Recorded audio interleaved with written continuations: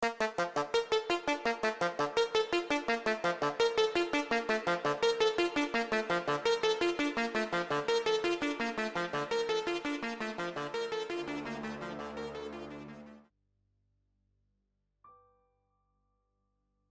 took the job for the money. $45 an hour to sweep floors, dust pews, and maybe clear a few cobwebs in an old, forgotten church out in the middle of nowhere? Seemed easy enough. The bills were piling up, my savings were bleeding dry, and I was desperate. I didn't care about the stories, the warnings from the few locals I met on my way to Avery's Creek. They looked at me with pity, like I didn't know what I was getting into. But I did, or I thought I did. The first time I stepped into St. Thomas Chapel, it felt like the air changed. It was heavier inside, thicker somehow, like the walls were holding something. It was quiet, too quiet. No sounds from the outside, no distant cars, no birds, just silence. I brushed it off. Old buildings have a way of feeling strange, especially when they've been neglected for as long as this one had. The stained glass windows were dull with dust, the wooden pews worn down from time and abandonment. The place felt forgotten. I got to work. The first week passed without anything strange, just me and the creaks of the floorboards under my boots. There was something almost calming about it. Moving through the dark hallways with my broom, the echo of my footsteps the only sound. It was easy to lose myself in the rhythm, to forget about the world outside. But that changed when I found the blood. It was dried, barely visible under layers of dust, but unmistakable once I saw it. A deep red stain right there on the altar, like someone had wiped it half clean, but not enough to hide what it was. I stared at it for longer than I should have, trying to convince myself it was nothing. Probably a spill from some ceremony, maybe even paint. I didn't want to think about what else it could be. That night I couldn't sleep. I kept thinking about that stain, the way it sat there gnawing, hidden under all that dust, like it didn't want to be found. I told myself I was being ridiculous, letting my imagination get the best of me, but something had changed.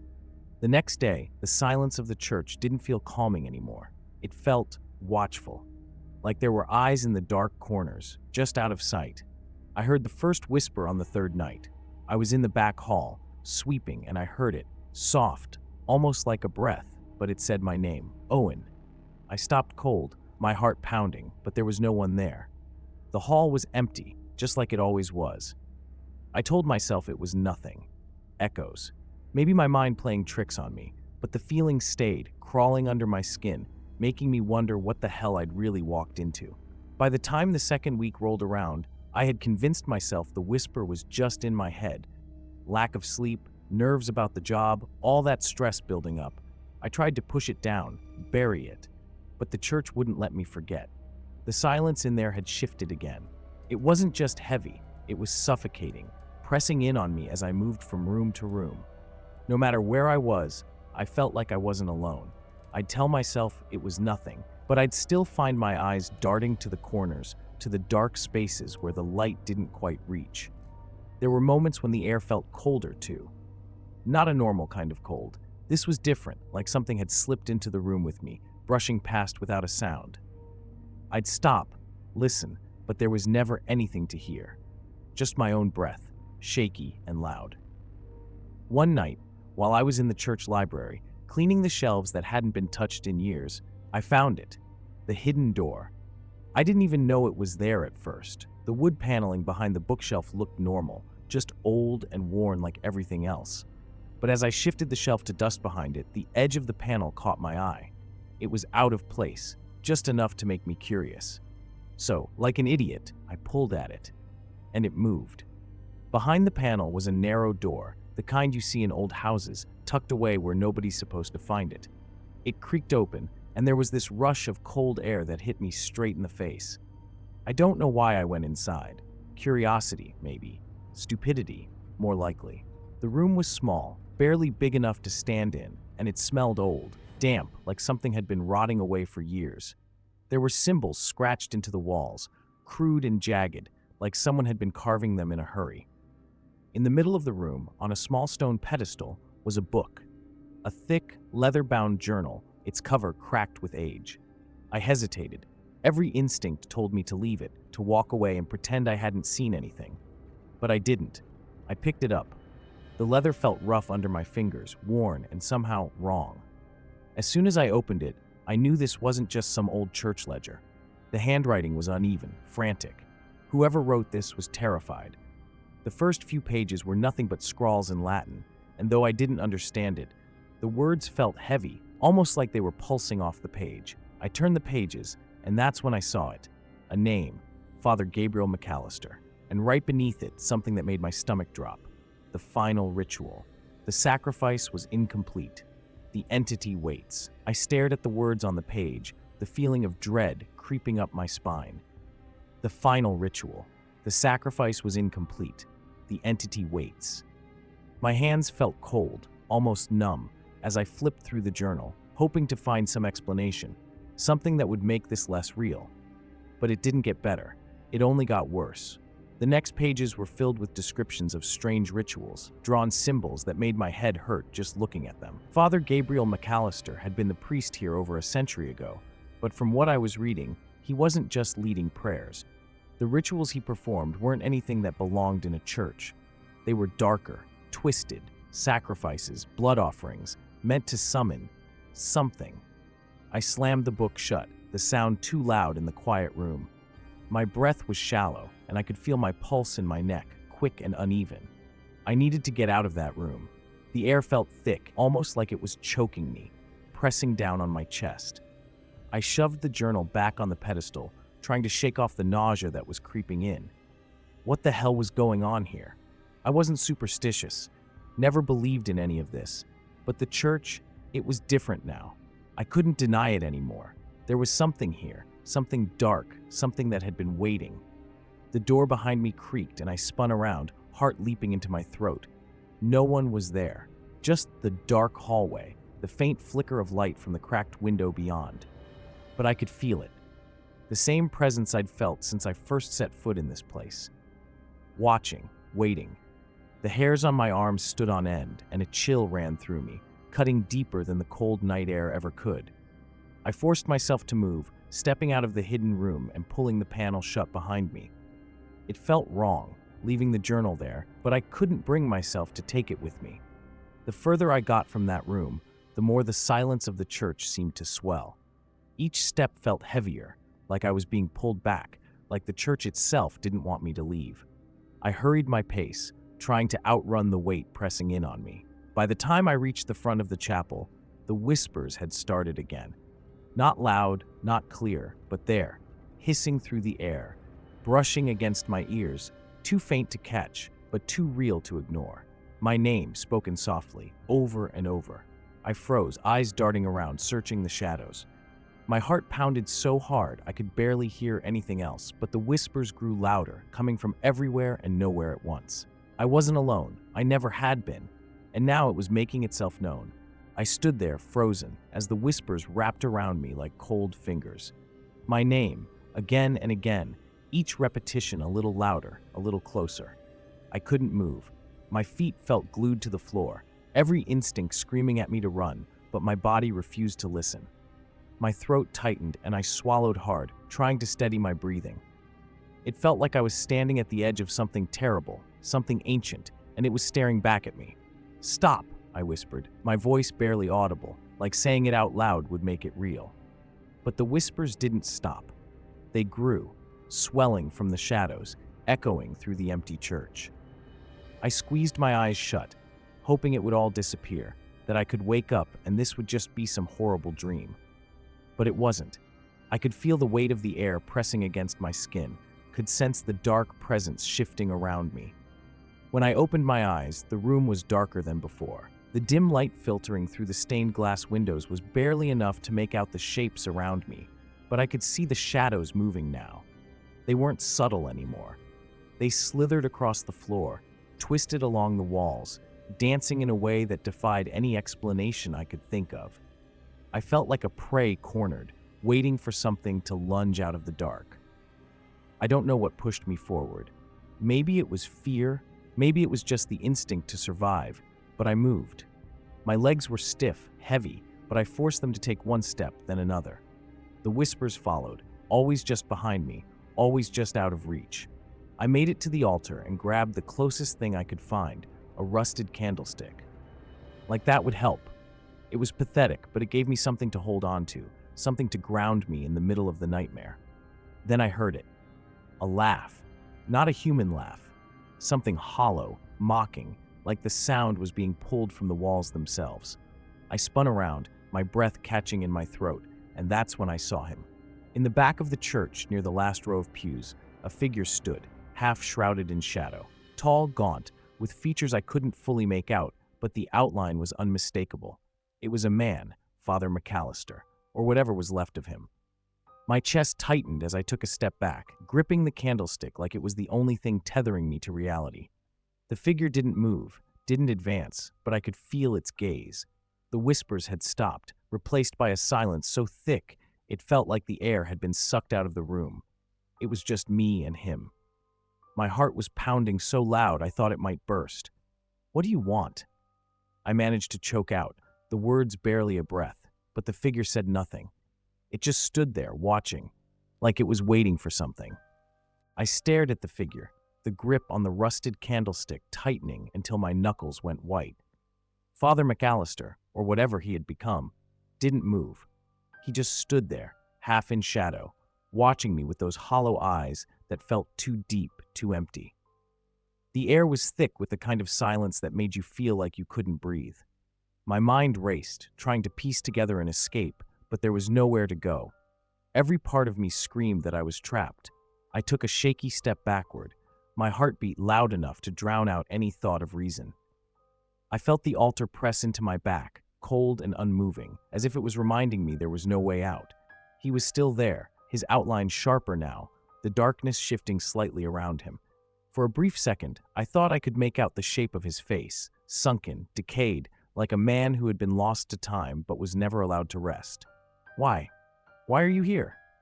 I whispered, the words feeling fragile, hanging in the air like they might break. But there was no answer. Not with words, anyway. His presence spoke louder than anything he could have said. I didn't need to understand the rituals in that journal to know this was no priest anymore. Whatever he had called into this world back in the 1800s had consumed him, twisted him, and now it had its eyes on me.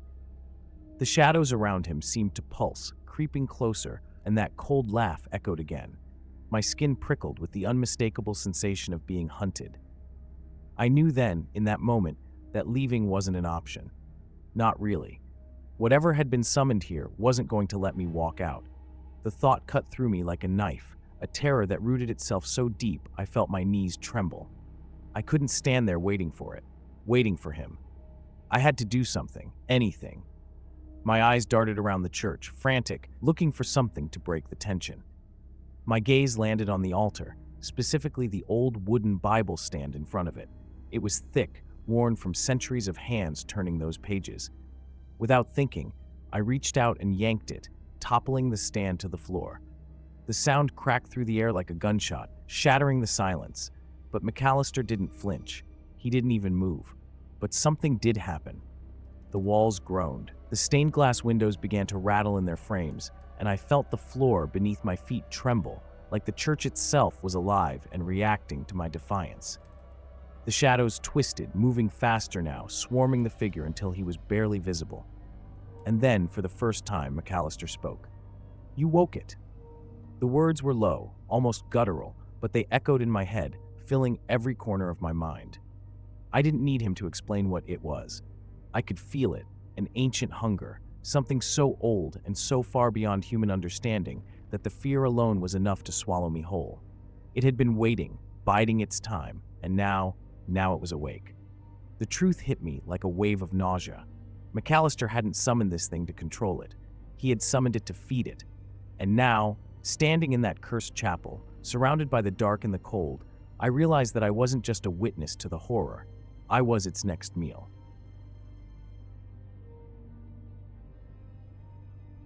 The first thing you notice about Transtech Labs is how quiet it is.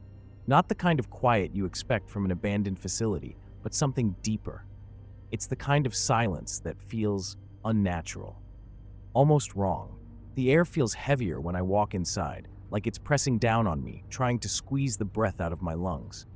My footsteps echo in the hallways, and for some reason, I keep expecting to hear something else. A shuffle, a cough, maybe even a whisper, but there's nothing.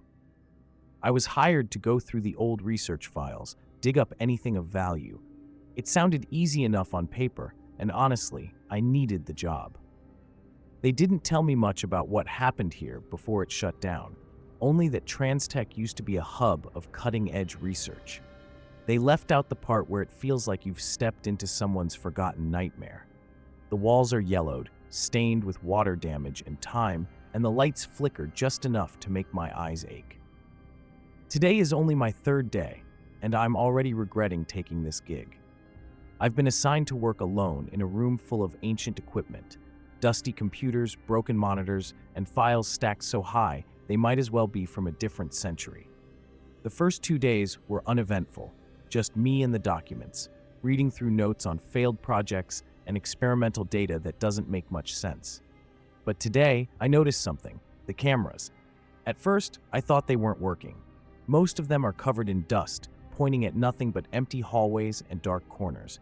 But then, while I was reviewing some of the older footage, I saw something on one of the screens. A figure, or the shape of one. It wasn't clear, more like a blur of movement, something passing by too quickly for the camera to catch properly. I tried to rewind, but the system glitched, freezing the screen. Typical. These machines haven't been touched in decades. I tell myself it's probably just a reflection, maybe a glitch in the footage. But then I notice something else. The cameras are still on. The feeds are still active, and they're showing the facility in real time. I've been watching the monitors for over an hour now, and I'm starting to see more movement. Always at the edges, just out of focus. Sometimes it's as if something is standing still, but when I look closer, there's nothing there. I blink, and it's gone. It's making my skin crawl, like I'm not alone, even though I know I should be. I try to push it out of my mind, but it's hard. My eyes keep drifting back to the screens. I tell myself it's just paranoia, that old tech can glitch like this. But as I'm about to leave for the day, one of the cameras catches my eye again. This time, it's clearer. A shadow, tall and still, standing in a hallway I was just in 10 minutes ago. I freeze, staring at the monitor. There's no one else here. I should be the only one. The figure doesn't move, but I can't stop looking at it. My breath catches in my throat. I reach for the intercom to call security, but something inside me stops. I know, deep down, that no one would believe me. Hell, I'm not even sure I believe myself. I couldn't stop thinking about that shadow. I went home that night, but sleep didn't come easy. Every time I closed my eyes, I saw that figure standing there, motionless, like it had been waiting for me. The thought gnawed at me. It wasn't just a trick of the light. I'd seen something. But the more I tried to reason it away, the more my gut told me I was missing something important. By the time the sun came up, I hadn't slept a wink. The next day, I found myself back at TransTech Labs, the place already feeling like it had a hold on me. I'd spent hours the night before convincing myself it was nothing, that I was overreacting. But the minute I walked into that room again, with the cameras still flickering and the air heavy with that same oppressive quiet, I felt the unease return. Stronger this time. I sat at my desk, trying to focus on the files in front of me, but I couldn't shake the feeling that someone or something was watching me. I glanced at the monitors, expecting to see nothing. But the moment my eyes hit the screen, there it was again, the same shadow, standing in the same hallway. This time, it was closer. My pulse quickened, and I could feel my hands tremble. It wasn't moving, but I knew. I knew it was aware of me. I stared at the screen, waiting for it to shift, to disappear like before, but it didn't. It just stood there, silent and still, like it was daring me to come find it. I don't know what possessed me to get up. My legs felt heavy, like they didn't belong to me, but before I knew it, I was in the hallway, the one I'd seen on the monitor. My heart was pounding in my ears, the silence around me almost suffocating. I turned the corner, hoping to see an empty corridor, maybe a trick of the light, but there was nothing. Just the dim fluorescent bulbs casting long shadows on the cracked tile floor. But I felt it. It was like the air shifted, growing colder, tighter. I stopped, listening, straining to hear even the smallest noise. A drip of water from a pipe above, my own breathing, shaky and uneven. But no footsteps, no movement. I glanced back over my shoulder, a chill creeping down my spine. Nothing. I made my way back to the control room, every step slower than the last. The monitors flickered as I entered, and my eyes went straight to the feed from the hallway. The shadow was gone. But as I sat down, trying to calm my racing heart, I noticed something else. A new camera angle, one I hadn't seen before. This one showed the room I was in, and there, in the far corner, just out of the reach of the dim light, was the shadow. My breath hitched. It was inside with me. I froze. My eyes locked on the monitor, and there it was, just a dark, formless mass huddled in the corner of the control room where the shadows gathered thick. My mouth went dry. The rational part of me screamed that it wasn't real, that I was overtired, imagining things. But the part that felt the air grow cold, the part that heard my breath come in shaky gasps, knew better. It was in the room with me. I didn't dare move. My hands hovered over the keyboard, muscles stiff, locked in place. The camera feed showed every detail of the room, the broken equipment, the dim glow of the overhead lights, and that thing, standing so still, like it was waiting for me to do something, anything. My eyes darted from the screen to the corner where it should have been, but when I looked, nothing. Just empty space, like the shadow had dissolved into the wall. But I felt it. It hadn't gone anywhere. The weight of its presence pressed against my chest, making it hard to breathe. I stood up slowly, every instinct screaming at me to leave, but my feet were rooted to the spot. The air around me was too thick, like the room had shrunk, walls closing in, the silence too loud in my ears. I tried to speak, but my throat tightened, no sound escaping. I swallowed, feeling that cold dread creep through me. I glanced back at the monitor, empty now, no shadow, just the normal, dead space of the control room. My heart hammered in my chest, but there was no mistaking it. I wasn't alone. I took a step toward the door, each movement deliberate, like I was trying not to wake something up. My hand reached for the doorknob, fingers shaking. The metal felt cold against my skin, colder than it should have been. Suddenly, the lights flickered. Once, twice, then cut out completely. The room plunged into darkness. My breath hitched, and my mind raced, scrambling to make sense of the black void surrounding me. I fumbled for my phone, using the dim screen to cut through the dark, casting long, jagged shadows across the room. I could feel it. Closer now, pressing against me from all sides, a soft scraping sound came from behind me, like nails dragging across the floor, slow, deliberate. I spun around, my phone shaking in my hand, its weak light bouncing off the walls. I couldn't see anything, but the noise continued, growing louder, more insistent. My pulse quickened. I had to get out. Now. I bolted for the door, yanking it open and stumbling into the hallway. The scraping stopped, but the air was still thick with that same oppressive weight, as if it had followed me, lingering just out of sight. I didn't look back. I couldn't. I stumbled into the hallway, my hands still shaking, the phone's dim glow the only thing keeping the darkness at bay. The air felt wrong out here, too. Heavy, like it was thick with something unseen, pressing down on me. My breath came in short, panicked bursts, each one harder to catch than the last. I kept my back against the wall, trying to calm my racing heart, trying to convince myself I was overreacting. But deep down, I knew better.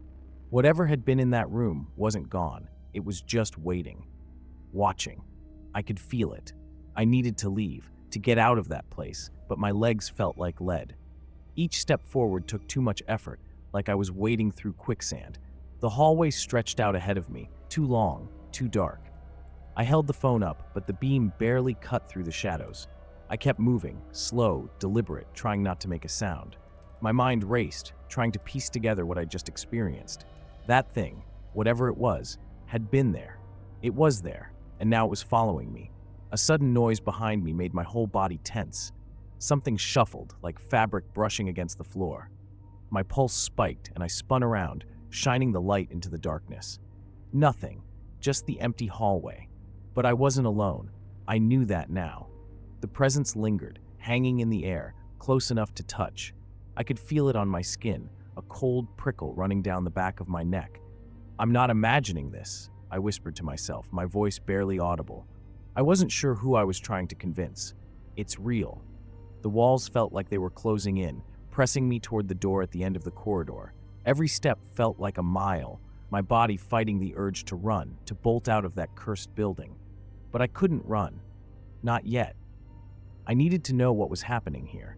What I'd seen on the monitors wasn't a glitch, and the files I'd been sorting through, the ones about those old experiments, they weren't just some failed project from decades ago. They were a warning, buried in plain sight. When I finally reached the exit, I didn't look back. The cold metal of the door felt almost comforting, solid, as I pushed it open and stepped into the night. Outside, the air was different, crisp, real. I breathed in deeply, but even out here, I couldn't shake the feeling that it wasn't over, that whatever had been inside the lab was still with me. I thought stepping outside would bring relief, that the open air would snap me back to reality. It didn't. The night felt too quiet, like the world was holding its breath, waiting for something. My car was parked at the far end of the lot, just past the line of streetlights, each one buzzing faintly in the dark. I kept my eyes forward, refusing to look back at the building. Every nerve in my body was telling me to get as far away from that place as possible. But as I walked, I couldn't shake the feeling that I wasn't alone. My mind raced through the events of the last few hours, the shadow on the monitors, the cold, the feeling of being watched. It all pointed to something that shouldn't exist, something that was beyond my understanding. I needed to tell someone, to make sense of it, but who would believe me? Even saying the words out loud felt ridiculous. I'd sound like a lunatic. My phone buzzed in my pocket, startling me. I pulled it out, the screen lighting up with a notification. It was an email from Transtech System. The subject line read, "Surveillance footage, unauthorized access." My stomach dropped. I stopped dead in my tracks, staring at the screen, a sinking feeling clawing its way up my throat. I didn't open it right away. Part of me didn't want to know, but my fingers moved on their own, tapping the message open. The email contained a single attachment, a video file. No text, no explanation, just the video. My heart hammered in my chest as I hesitated, but I tapped the file, my hands shaking. The screen went black for a moment before the footage started. It was grainy, shot from one of the security cameras inside the lab.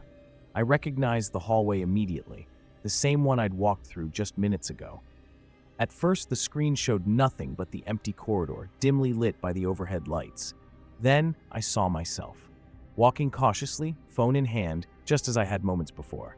My face was pale, tense, every movement calculated, like I was ready to bolt at any second. I watched as I neared the exit, reaching for the door. And then, just before I stepped out of frame, something else appeared. Behind me, the shadow. It was right there, just a few feet behind me, but this time it wasn't still. It moved, its shape shifting, reaching out toward me. The figure seemed almost human now, but distorted, its limbs too long, its head tilted unnaturally. I froze, watching as it closed the gap between us, inch by inch, its movements unnervingly slow, deliberate. It followed me all the way to the door.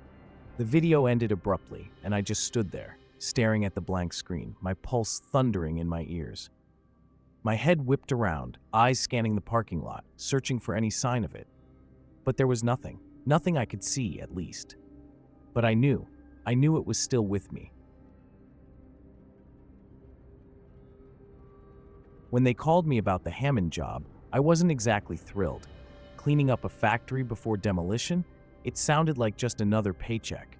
But after being out of work for a while, I wasn't in a position to turn it down. I used to work there, back when it was still in business. The pay was decent, but I never had much love for the place. It was always cold, even in summer, and the thick dust in the air left this metallic taste on your tongue that you could never get rid of. I had put that chapter behind me, or at least I thought I had. Walking back through the gates after all these years felt strange. The building looked the same but more broken. Rust covered every inch, and the windows were shattered or boarded up. My boots crunched on broken glass as I made my way to the meeting point. Some of the old crew were there, faces I hadn't seen in years. We nodded at each other, exchanged the usual small talk, but there was something off in the air. It felt like the place was watching us, like it knew we were back and wasn't happy about it. Doesn't feel right, does it? Joe, one of the guys from the old days, muttered as we walked through the crumbling halls. I didn't say anything, just shrugged it off. Maybe it was just the memories, the weight of the past settling in now that we were back. But deep down, I couldn't shake the feeling that something was wrong. The walls were too quiet, like the building was holding its breath, waiting. The first few days went by without much incident. We hauled scrap, cleared debris, the usual grunt work. It wasn't until we stumbled on that hatch that things started getting weird.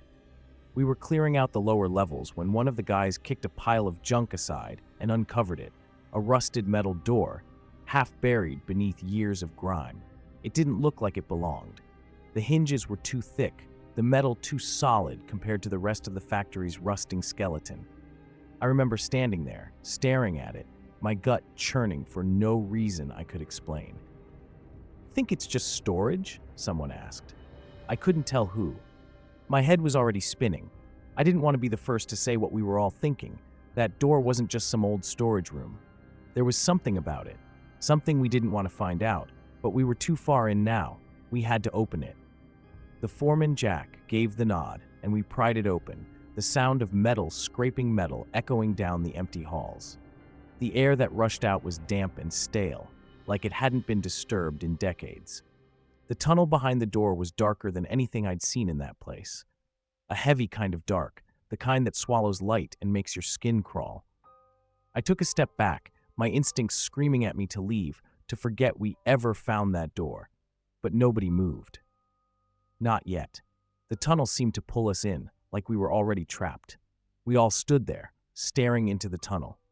The light from our flashlights barely touched the walls, and that darkness felt alive, like it was pressing in on us.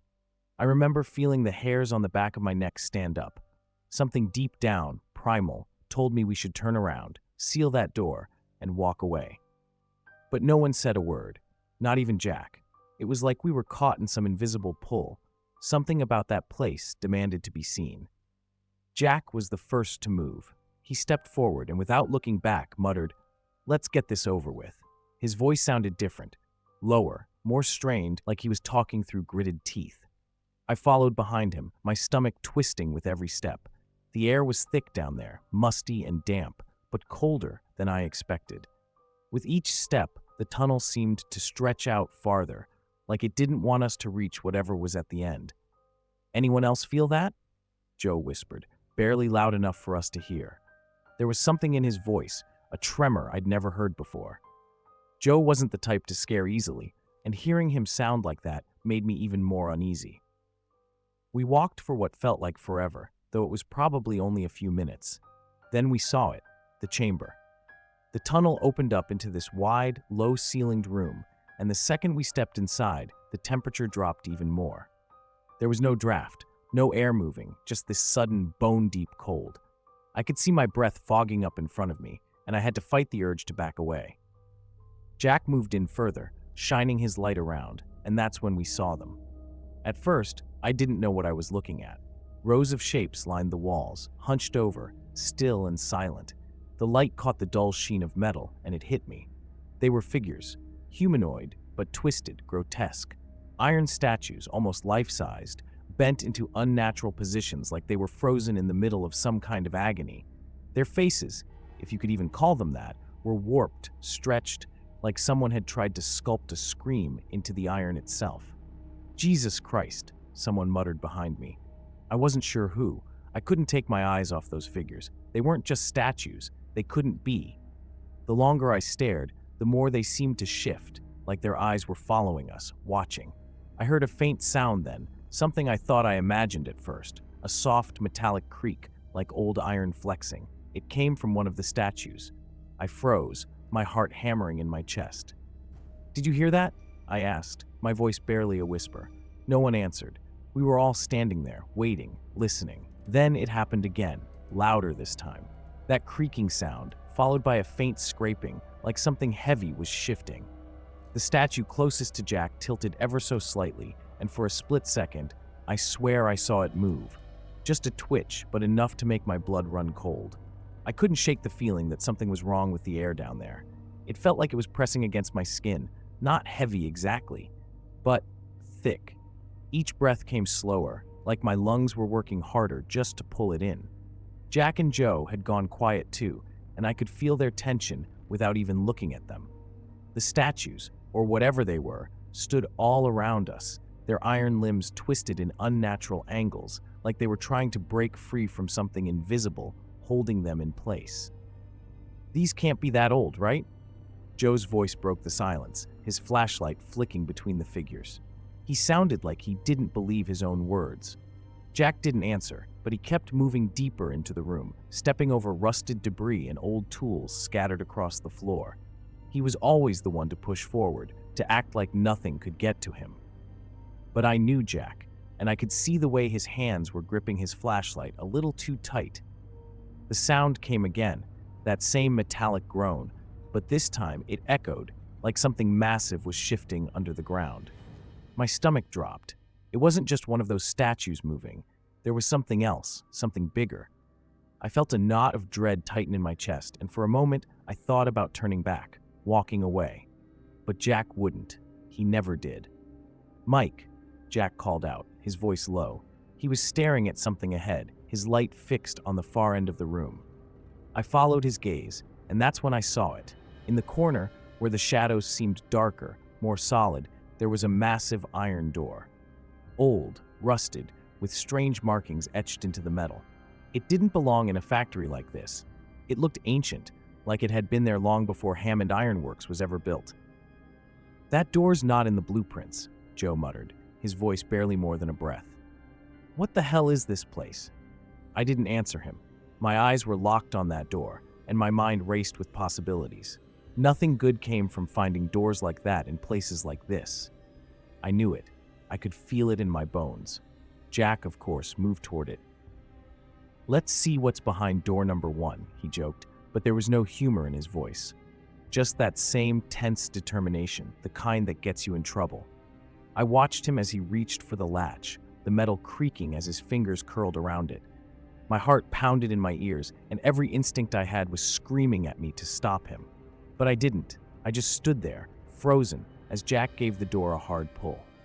It groaned, the rusted hinges resisting at first, and then it swung open with a jarring crash that echoed down the tunnels. The darkness behind that door was different. It wasn't the absence of light. It was something else, something alive, something waiting.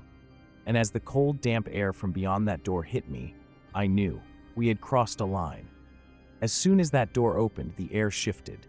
It wasn't just colder. It was like stepping into a completely different place, the kind that doesn't belong in the real world. My skin prickled, and a sour taste crept up the back of my throat. I didn't want to move, but Jack had already stepped through, his light bouncing off the walls as he disappeared into the blackness beyond. "Wait," I muttered, though it barely left my lips. Joe stood next to me, frozen. His hand twitched at his side, but he didn't make any move to stop Jack. I didn't blame him. Something about that space beyond the door made it impossible to think straight. It felt like something was watching. I kept glancing over my shoulder, sure that if I looked too long at the shadows behind us, I'd see something staring back. I followed Jack because I had no other choice. He was my friend, and leaving him wasn't an option. But the moment I stepped inside, my foot sinking into the wet ground, I knew we shouldn't be there. It wasn't just the eerie feeling anymore. The walls were lined with things. Iron shapes, twisted and misshapen like the statues in the other room, only these looked unfinished. Arms that didn't bend right, faces frozen in expressions of agony. I tried not to look at them too closely, but my eyes kept drifting, and the more I looked, the more I swore they were moving. Subtle, like a finger twitching or a head shifting. "Jack," I called, my voice barely steady. He was further ahead, his flashlight fixed on something in the distance. I hurried to catch up, though every step felt like a struggle. The floor seemed to pull at my boots, dragging me down. "Jack, stop. We should leave." My voice sounded weak, like it didn't belong to me. I hated it. Jack didn't turn around. His focus was locked on whatever was at the far end of the tunnel. As I got closer, I saw it too, something massive looming in the dark.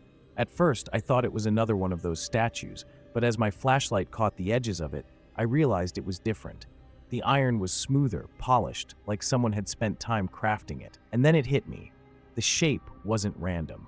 It was a door, a huge iron door, taller than any of us, with strange, intricate designs carved all over it. "We have to see what's behind it," Jack said, his voice flat, almost mechanical. His hand moved toward the latch, and every nerve in my body screamed for me to stop him. But before I could react, his fingers wrapped around the handle, and with a low groan, the door began to shift. "Don't!" I shouted, grabbing his arm. He jerked his head toward me, his eyes wide, wild. For a split second, I thought he'd hit me, but then he just stared, like he didn't recognize me, like he was somewhere else entirely.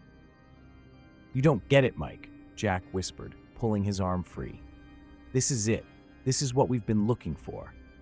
I wanted to tell him he was wrong, that we needed to leave right now, but the door creaked open. The darkness inside was so thick, it seemed to swallow the light. Something moved within it, slow, deliberate, and I realized, with a sickening twist in my gut, that whatever was inside that room had been waiting for us all along. I didn't want to follow Jack any further, but it was like my feet had a mind of their own. Each step dragged me deeper, closer to that door, even though every instinct screamed to turn back. The darkness beyond the iron door felt alive, like it was reaching out, pulling us in. Jack stood there, his hand on the edge, staring into the black as if something was calling him. I wanted to shake him, tell him this was wrong, but my throat tightened, words caught somewhere deep inside. "Jack," I finally croaked, my voice trembling. He didn't answer. It was like he couldn't hear me anymore. His eyes were fixed on something beyond the shadows. I could feel my heart pounding, heavy in my chest. There was something in that room, something waiting for us. I tried to pull him back, but as soon as my hand touched his shoulder, a wave of cold washed over me. It wasn't just the air, it was something deeper, something that didn't belong in this world. "Do you feel that?" I whispered, though I wasn't sure who I was asking, him or myself. My fingers tingled like they were going numb, and my skin crawled with the sensation of being watched. But there was nothing there. Nothing I could see, anyway. Without warning, Jack stepped inside, vanishing into the darkness. I lunged after him, my heart racing, but as I crossed the threshold, the air shifted again. Everything was different. The factory, the tunnels, even the ground beneath my feet. It all felt wrong, like we'd stepped into some other place, a place that wasn't supposed to exist. "Jack," I yelled, panic creeping into my voice. My flashlight flickered, the beam bouncing off walls that seemed to move. The iron shapes, those grotesque figures, twisted and writhed as if they were trying to break free from the walls themselves. I couldn't breathe, couldn't think. I just wanted to find Jack and get the hell out of there. Then I saw him. He was standing in the middle of the room, staring at something on the floor. His face was pale, drained of all color, and his hands shook as he pointed to it. I hesitated, my stomach twisting into knots, but I had to know what had him frozen like that. Slowly I approached, the light trembling in my hand. There, lying in the center of the room, was another figure. But this one wasn't made of iron. It was a man. No, it looked like a man, but his skin was off, like it had been pulled tight, too tight. His eyes were wide open, but empty, hollow, and his mouth, it was twisted into this awful grin. I staggered back, the realization hitting me all at once. "Jack, we need to go," I whispered, grabbing his arm. This isn't right." But he just stood there, his eyes locked on the thing at our feet. He didn't move, didn't even blink. That's when I noticed the figure on the ground. It wasn't just some random corpse. It was Jack, or at least it looked like him. When I first walked into Hawthorne Timepieces, I wasn't sure what to expect. The job listing had been vague, just like everything else about the place. A factory that had been shut down for decades, buried in the industrial heart of Pittsburgh, now opening its doors again for restoration. I told myself it was just another paycheck, nothing more. But the moment I stepped through those rusted gates, I could feel something was wrong. The building loomed over me like a giant waiting to swallow me whole. The inside was worse than I imagined. Dust covered every surface, machinery stood frozen in time, and the air had this strange metallic taste to it. I remember thinking how quiet it was, but it wasn't the kind of quiet you'd find in an empty room. No, this was different, like the factory was holding its breath, waiting for something. I shrugged it off. I was just here to fix some old machines, get paid, and get out. That's what I told myself, anyway. My first few days were routine. I replaced rusted gears, oiled long-forgotten cogs, and started to bring life back into the dead machines. But the clocks, those clocks didn't sit right with me. They weren't just broken, they were wrong. Some ran too fast, others moved backward, and a few didn't move at all. I couldn't make sense of it. I figured it was just the years of neglect messing with the mechanics. Still, the longer I spent around them, the more I felt like they were watching me. Stupid, right? They're just clocks. But something about them made my skin crawl. One night, as I was finishing up, I found an old blueprint stuffed inside one of the machines. It was yellowed and brittle, but what caught my eye was the name at the bottom, Henry Hawthorne, the factory's founder. The design wasn't just for a clock, it was for something bigger, more complicated. I stared at it for a while, trying to piece it together, but my head started to ache. That's when I heard it, the sound of gears turning behind me, slowly, deliberately. I hadn't touched the machine. "Who's there?" I called out, my voice sounding more unsure than I intended. Nothing. Just the steady tick, tick, tick of a clock that wasn't running when I'd arrived. I spun around, half expecting to see someone lurking in the shadows, but the room was empty. The only thing moving was the giant clock in the corner, its hands now spinning in opposite directions. I told myself I was just tired. I hadn't slept much since starting this gig, and the long hours alone were probably getting to me. But deep down, I knew it wasn't that simple. Something in that factory wasn't right, and I couldn't shake the feeling that I'd just scratched the surface. I came back the next day, even though every instinct told me to stay away. But work's work, and I couldn't afford to be picky. Besides, I told myself, what was I going to tell people? That a bunch of old clocks spooked me? No one would buy it. Hell, even I didn't buy it. Not really. I just needed to keep my head down, finish the job, and move on. Simple enough, right? That morning, I headed straight to the clock in the corner, the one that had its hands spinning in opposite directions the night before. I needed to check if it was just a malfunction, maybe something I could fix. When I reached it, though, the clock had stopped again, its hands frozen at exactly midnight. My fingers hovered over the glass, but something stopped me from touching it. I'm not sure what, maybe a gut feeling, or maybe I just didn't want to find out what might happen if I did. "Come on, Alex," I muttered under my breath. "You're losing it." The other machines in the room were still as ever, but the quiet, it wasn't the kind of calm I'd been used to. It felt like the factory was waiting, like the ticking from the night before had somehow crawled under my skin. I walked to the far side of the room where I'd left my tools and got to work on another machine. This one was a mess, gears stripped, parts missing. I lost myself in the routine for a while, hoping the rhythm of fixing something would drown out the uneasy feeling gnawing at me. But as I tightened a bolt, I felt a chill on the back of my neck. You know that sensation when you're sure someone's watching you? That's what it felt like. I stopped working, wiped the sweat from my face, and glanced around. Empty. Of course it was empty. It was just me in there, same as always. But the feeling didn't go away. It grew.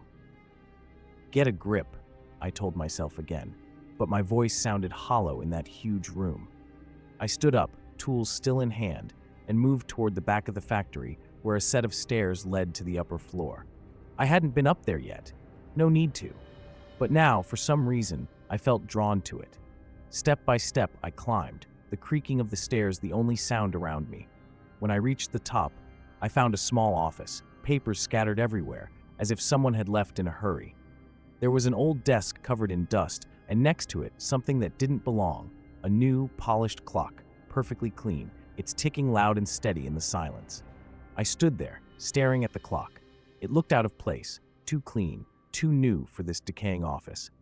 My gut twisted as I watched the second hand move, ticking steadily, but I noticed something strange. The tick wasn't consistent. It would speed up, slow down, almost like it was mimicking a heartbeat. I leaned in closer, unable to tear my eyes away. "What the hell?" I whispered, not expecting an answer, but feeling like the room itself was listening. It was then that the ticking changed. At first it seemed subtle, just a minor irregularity. But as I stood there, it became unmistakable. The tick-tock of the clock began to match the thud of my own heartbeat, syncing up in a way that sent a cold shiver through me. I wasn't just hearing it, I was feeling it, like it was inside me. I backed away from the desk, my pulse quickening. The air felt thicker now, harder to breathe. I shook my head, trying to clear the fog of panic starting to cloud my thoughts. "Come on, Alex, it's just a clock," I muttered, but I didn't believe my own words. The feeling that I was being watched crept back, stronger this time. It wasn't just the uncomfortable sense of eyes on me, it was something deeper, like the factory itself was awake and aware of me. I turned toward the door, ready to get out of there, but a sound stopped me cold. It was faint, barely audible at first. But then it grew, an almost rhythmic clicking, like metal scraping against metal. It came from the factory floor below, echoing up the stairs. My muscles tensed. Every logical part of my brain screamed at me to leave, but my feet wouldn't move. Instead, I found myself creeping toward the top of the stairs, peering down into the darkness below. There was movement, just the slightest shift of shadows near one of the machines. My breath caught in my throat as I strained to see more. Nothing. It was like my eyes were playing tricks on me, but I could swear something had shifted. I stepped back from the edge, suddenly very aware of how alone I was in that massive building. No, I need to get out of here. But as I turned to leave, the ticking of the clock behind me sped up, almost frantic now. The hairs on my arms stood on end, and I glanced back at the polished clock, its hands spinning wildly. Time was wrong in that place. It wasn't just broken, it was twisted, as if it were unraveling before my eyes. I bolted for the stairs, my footsteps pounding down, the eerie ticking echoing in my ears. But the further I ran, the louder it got, like it was chasing me, closing in, threatening to swallow me whole. The old factory seemed to close in around me as I sprinted down the stairs. My breath came in ragged gasps, each step pounding like a war drum. The incessant ticking was louder now, almost deafening, filling the empty spaces between my frantic thoughts. The walls seemed to pulse with the sound, and I couldn't shake the feeling that the building itself was alive, watching me with every step. When I reached the factory floor, the machines loomed like dark sentinels, their gears and cogs frozen in time. I could see nothing out of the ordinary, but the rhythmic clicking persisted. I had to find the source. My heart raced as I moved cautiously through the maze of machinery, the ticking growing louder with each step. I stumbled upon an old lathe, its metal parts covered in a thick layer of dust. The ticking seemed to come from behind it. I knelt down to inspect the lathe, my hands shaking. There, wedged between the gears, was a small pocket-sized clock. The glass was shattered, and the hands spun erratically. "What the hell is this?" I muttered. The clock's minute hand was in a constant state of flux, flickering between positions, as though it was trying to keep up with multiple timelines. As I examined the clock, the temperature in the room dropped suddenly. I could see my breath in front of me, each exhale a visible puff of frost. My skin crawled. I glanced around, expecting to see something lurking in the shadows. Instead, the factory seemed eerily empty, as if I was the only one left in a place that had once been bustling with life. The ticking was now a cacophony, filling my ears and making it hard to think. I wanted to leave, but the sensation of being watched grew stronger. I felt a cold, clammy hand on my shoulder, and I whipped around, only to find nothing but empty air. My nerves were frayed, every shadow and creak of the machinery making me jump. I heard a noise behind me, a low, guttural growl that seemed to come from the very walls. I spun around, searching for the source. It was then that I saw them, strange, distorted figures moving through the machinery, their forms flickering in and out of focus. I could barely make out their features, if they had any. They seemed to be composed of shifting shadows and distorted time. I felt a surge of panic. "I have to get out, now!" I yelled, but my voice was swallowed by the eerie ticking. I bolted toward the exit, each step feeling heavier, as if the ground was pulling me back. The figures followed, their forms becoming clearer with every step I took. I could see their eyes now, empty, dark voids that seemed to consume light. My mind raced as I tried to remember the layout of the factory, but the maze of machinery seemed endless. With each turn, I felt like I was being pulled deeper into a labyrinth of despair. The ticking was relentless, a constant reminder that time was not my ally. As I reached the exit door, it slammed shut in front of me. I pounded on it, my fists growing numb. Despair washed over me as I realized I was trapped. The figures closed in, their forms solidifying, and I was left to face the horrifying truth. In this place, time was a prison, and escape was a distant hope, fading with every tick. I felt a cold sweat trickle down my spine as I stumbled back from the door. The relentless ticking had become a hammering in my skull, and the figures around me were closing in, their dark forms stretching and distorting with every step. My breaths came in quick, shallow bursts, and the darkness seemed to press against me from all sides. Every time I thought I'd made progress, the factory twisted and turned, like some malevolent creature determined to keep me trapped. I tried to steady my shaking hands, searching for anything that might help me escape this nightmare. The walls were covered in strange symbols, etched in a language I didn't recognize. My eyes darted around, desperately looking for any way out, but the symbols seemed to writhe and shift, making it impossible to focus. "There has to be a way out," I whispered to myself, but my voice was swallowed by the ticking, which seemed to grow louder and more insistent. The figures grew clearer with each passing moment. They were not just shadows, they were twisted, grotesque versions of people, their faces contorted in silent screams. I could see their eyes now, hollow and dark, as if time itself had hollowed them out. A chilling realization dawned on me. They weren't just waiting for me to succumb, they were trying to pull me into their timeless void. I bolted through a narrow corridor, my mind racing. The ticking seemed to follow me, echoing off the walls and growing louder with each step. I turned a corner and saw a small, flickering light at the end of the passage. Please let this be it, I thought, pushing forward with every ounce of strength I had left. My hope surged as I reached the light, but it was a trap. The moment I stepped into the room, the door slammed shut behind me, and the light went out. I was plunged into darkness.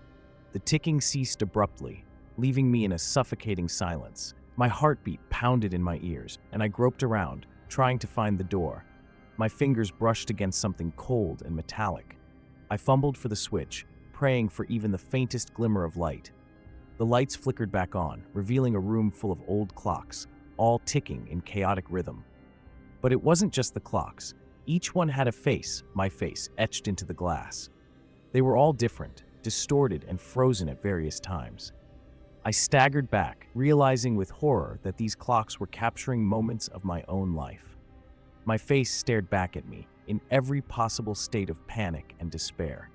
A sudden, cold realization hit me. I wasn't just trapped in a factory. I was a part of it. The figures, the ticking, the endless corridors, they were all a part of a cruel game designed to trap me in an endless loop of fear. As I faced the clocks, each one ticking away my moments, I understood that I would never escape. This was my eternity now, a never-ending cycle where time was not a measure of moments but a prison of despair. The factory had claimed me, and there was no going back. My name is Samuel Blackwood.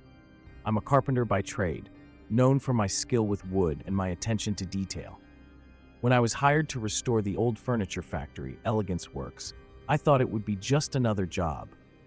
The factory was an architectural relic from the 19th century, full of character and history.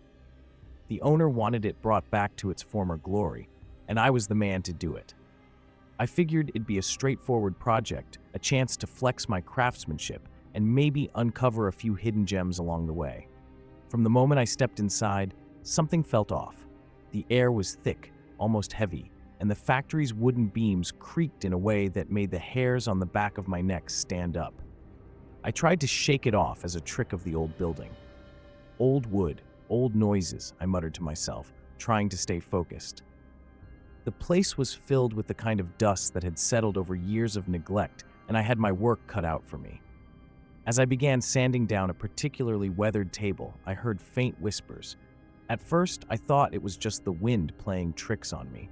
The whispers grew clearer with each passing day. They seemed to come from the walls, the floors, even the wood itself. I found it hard to concentrate. Every time I stopped, the voices would crescendo, then fall silent just as quickly. It wasn't the kind of thing you could easily ignore, especially when the whispers began to form words. "Help us," they said. "Get us out." At first, I convinced myself that exhaustion was the cause. Long hours in old buildings could do strange things to the mind. But when I found a series of old diaries hidden behind a loose panel in one of the walls, I couldn't shake the feeling that something more sinister was at play. The diaries detailed a massacre that had occurred in the factory a century ago, workers who were murdered in cold blood. The descriptions were horrifying, but it was the mention of trapped souls that really unsettled me. As I read through the entries, the whispers grew more intense. They seemed to swirl around me, louder and more insistent. I would catch glimpses of shadows moving at the edge of my vision, always just out of reach. I started questioning my sanity. Was it just stress, or was there something truly malevolent in the factory? The line between reality and hallucination began to blur, and I knew I needed to get to the bottom of it. If the stories were true, those souls needed help, and if I wasn't careful, I might become the next victim. The more I delved into the diaries, the more unnerving things became. The factory had a history soaked in blood and suffering. Workers who once labored here were brutally murdered, their souls condemned to wander the very place where they met their end. I couldn't shake the feeling that something was watching me, lurking just beyond the edge of my perception. One afternoon, as I worked alone in a dimly lit corner of the factory, I heard the whispers again. This time, they were clearer and more urgent. "Help us," they pleaded. The sound was unmistakable, coming from somewhere near the old conveyor belts. I dropped my tools and followed the sound, my heart racing with each step. The factory seemed to stretch and shift around me, like it was alive. I reached an old storage room, its door hanging off its hinges. Inside, I found more wooden boxes, each covered in thick layers of dust. I hesitated before opening them, expecting the worst. Inside one of the boxes, I discovered what appeared to be an old, twisted wooden figure, its eyes hollow and its expression grotesque. I recoiled at the sight. It was like something out of a nightmare. That night, I tried to brush off the day's events, convincing myself it was just the stress getting to me. But sleep eluded me. Every time I closed my eyes, the whispers returned, echoing louder than before. "Save us," they cried. I tossed and turned, my mind racing with images of the factory's dark past. The faces of the victims from the diary seemed to merge with the grotesque figure I'd seen earlier. I couldn't escape the sense that these souls were growing desperate, and their torment was reaching out to me. The next day, I returned to the factory, determined to uncover the truth. I spoke with the factory owner, Mr. Hawthorne, hoping to find some insight. He was a stoic man with a distant gaze. When I mentioned the whispers and the figures I'd found, he looked troubled. "The factory has a history, but it's been closed for so long," he said. "People talk about old stories, but we've never had any real evidence." His reaction only fueled my anxiety. If he was hiding something, I needed to know. I continued my investigation, but the more I learned, the more I felt like I was unraveling. The factory seemed to pulse with an unseen energy, and every corner I turned seemed to hide more secrets. I was beginning to understand that this wasn't just a renovation project. It was a battle against something far more sinister. The factory was a prison for the lost, and I had to find a way to free them before I became a part of their suffering. I spent the next few days sifting through the records I had uncovered. Each diary entry painted a vivid picture of the factory's grim past. They spoke of workers who vanished without a trace, leaving behind only the eerie echoes of their suffering. The deeper I went into the records, the more convinced I became that this wasn't just a series of unfortunate events. It was a deliberate act of malevolence. One evening, as I was organizing some old blueprints, I heard the whispers again. They were louder this time, more insistent. "Free us." I shivered, my hands shaking as I dropped the blueprints. The whispers seemed to follow me as I moved through the factory, growing louder with each step. I couldn't tell if I was losing my mind or if something truly horrifying was unfolding around me. In one of the neglected rooms, I found a small, hidden hatch in the floor. It was rusted and almost invisible beneath a layer of debris. My curiosity got the better of me, and I pried it open. Below, a ladder led to a pitch-black tunnel. My instincts screamed at me to stay away, but the whispers were relentless. They seemed to call from the depths, urging me to descend. With a deep breath, I climbed down the ladder, my flashlight barely cutting through the darkness. The tunnel was cramped and damp, with the air thick and musty. As I moved forward, the whispers grew louder until they were almost deafening. The walls were lined with strange, crude carvings that seemed to depict scenes of suffering and despair. I felt a chill, as if unseen eyes were watching me. My heart pounded as I approached a larger chamber at the end of the tunnel. The moment I stepped inside, I was met with a sight that froze me in place. The chamber was filled with the grotesque wooden figures I had seen before, but now they were arranged in a disturbing display. They were surrounded by old, rusty tools and broken furniture, as if they had been prepared for some dark ritual. The walls were covered in what looked like old blood stains, and the air felt thick with malevolent energy. My flashlight flickered, casting eerie shadows that seemed to dance on their own. I wanted to turn and run, but something held me in place, forcing me to confront the nightmare in front of me. Then I noticed a series of old photographs pinned to the wall. They depicted the workers from a century ago, their faces marked by fear and desperation. A sudden realization hit me. These were the souls trapped in the factory. They were reaching out through the whispers, desperate to be freed. I could almost feel their pain, a cold dread seeping into my bones. I had to do something, anything, to help them. I spent the rest of the night trying to piece together what I had learned. I knew that the factory's dark history wasn't just about the past. It was a present threat. The spirits were not merely haunting the place. They were actively seeking release. I needed to find a way to break the cycle, to set them free before their suffering consumed me as well. The factory was no longer just a job. It was a battleground against a centuries-old evil that had been waiting for someone like me to come along. I knew I had to act fast. The more I learned, the clearer it became that the factory's malevolent presence wasn't going to wait for me to figure everything out. I spent the next few hours poring over the old records, piecing together fragments of a horrific ritual that had taken place over a century ago. The factory's owners had used the souls of the murdered workers to fuel their dark magic, trapping them in the very materials they forged. The rituals had transformed the iron into a prison for these tormented spirits. As dawn approached, I felt an urgent need to return to the chamber. I needed to confront whatever was waiting there and, if possible, end the cycle of torment. I gathered my tools and my resolve, making my way back to the hidden hatch. Each creak of the old building seemed to amplify the whispers that had been tormenting me. "Help us, free us," they seemed to chant, an incessant plea for liberation. Descending the ladder once more, I braced myself for the claustrophobic tunnel. The air was still damp, and the oppressive gloom felt even more suffocating this time. My flashlight's beam flickered erratically, casting fleeting, haunting shadows. The carvings on the walls seemed more sinister, their grotesque details becoming clearer with every step. I was beginning to understand that this place was not just a factory. It was a dark shrine, dedicated to the suffering it had caused. When I reached the chamber, the sight was even more disturbing than before. The wooden figures were now in different positions, as if they had moved while I was away. They seemed to be staring at me with hollow eyes, and the old blood stains had darkened, giving the impression of fresh wounds. I could almost hear the soft, mournful cries of the trapped souls, their voices melding with the ever-present whispers. I took a deep breath and began to examine the photographs again.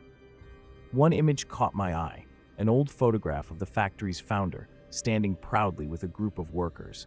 Behind him, almost obscured, was a shadowy figure that didn't belong. My heart raced as I realized that this figure might be the key to understanding the factory's curse.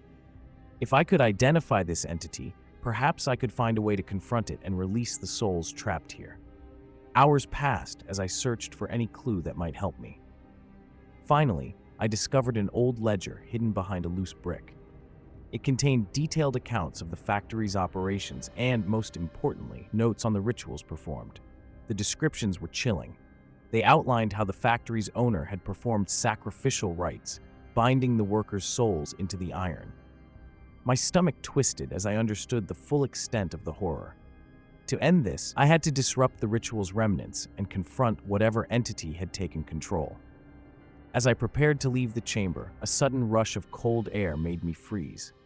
The whispers turned into a cacophony of anguished cries, and the wooden figures seemed to come alive, their faces contorted in agony.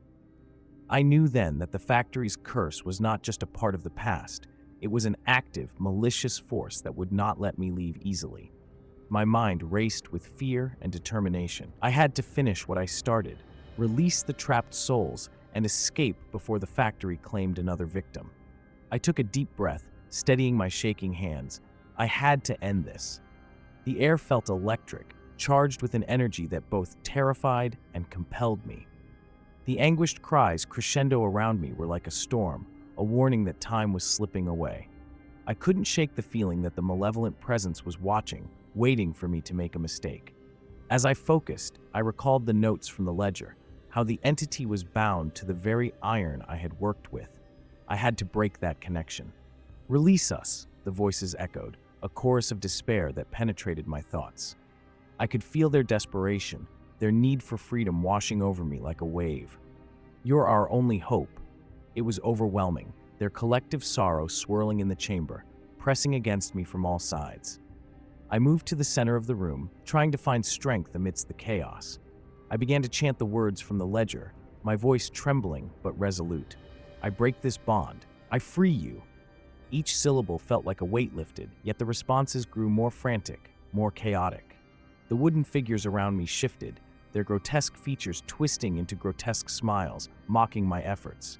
"No," I shouted, "you can't have me." I felt the cold grip of fear around my throat, squeezing tighter with each passing second. Suddenly, the chamber erupted in chaos. The walls trembled, and the air shimmered with a dark energy.